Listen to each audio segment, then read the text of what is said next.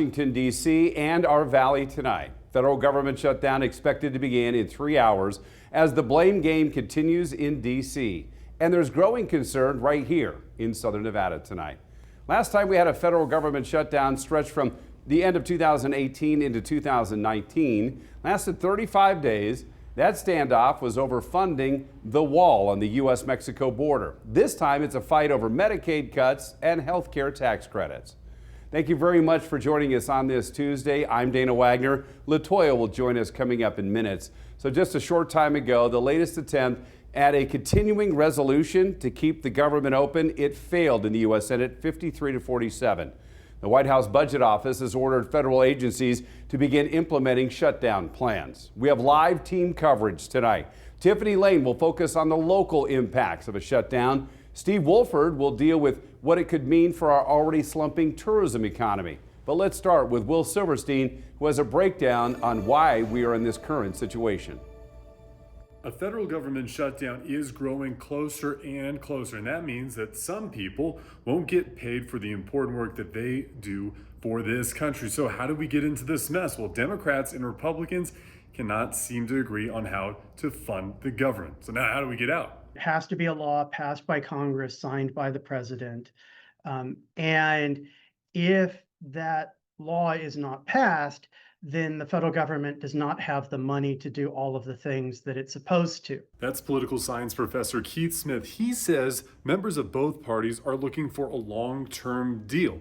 But if they can't find that, they're going to go for a CR or a continuing resolution. So what exactly is that? Short-run spending bills that give the government money for a short period of time while Congress and the president negotiate and try and figure out what the actual levels of spending are going to be. Both a CR and a full deal have one problem: the Senate filibuster. You have to overcome the filibuster, which is 60 votes, and you need to therefore have some Democratic senators vote to advance the bill. That would be 7 Democratic senators that would have to jump ship and join Republicans, but members of both parties in both chambers are pretty set in their ways. Take a listen to this from Nevada Democratic Congressman Stephen Orsford. Let's work together to cancel the cuts, to lower the cost on everyday goods and expenses, and let's save healthcare and make sure that we meet our responsibilities to fund the government. Republicans think shutting down the government could be a good thing if it's on the principles and promises that President Donald Trump ran on in 2024, and if it prevents a return to Biden-era policy. The more that they spread the message that the Democrats are going to shut down the government to provide health care benefits for people that are here illegally, that they want to refund left-wing media in the terms of the Corporation for Public Broadcasting, and they want to make quote-unquote temporary COVID spending restrictions permanent. I don't think that those are going to play well with the American public. With both sides holding firm, there seems to be little room to negotiate. Former congressional staffer Tal Eslick says that can be a problem when trying to reach a solution. We've gotten even more divided, it seems, and I think we, as a result, get government that is unable to do the very basic things that you would do in your household.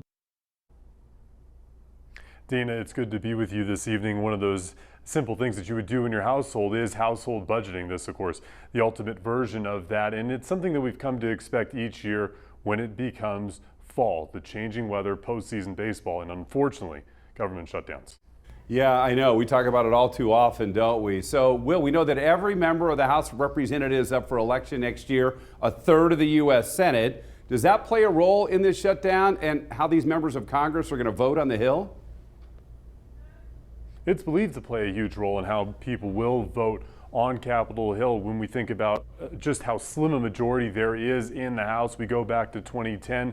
If you go back to Obamacare, that area in the first President Obama term, you had a massive shift, some seats that you wouldn't have even expected that shifted. Same thing happened in 2018 during President Trump's first term, and of course during that most recent shutdown time as well. And there's a little bit of interest because it seems to favor, as far as the Senate seats are concerned, Republicans picking up seats, but at the same time it's also a year where there's the resistance pickups, where usually the party that's not in power starts to make some gains as well, even though the seats may be favorable for Republicans trying trying to pick up seats in places like Minnesota and Michigan, Democrats looking to do the opposite in places like North Carolina. It's going to be very fascinating to see what happens and how long voters' memories are going to be if the government is shut down for a significant period of time. People don't get paid. If that's a family member, if that's a friend, that's something that people don't forget. Right, and who are they going to blame? I mean, who are voters going to blame for the shutdown? Are they going to blame the Democrats or are they going to blame the Republicans?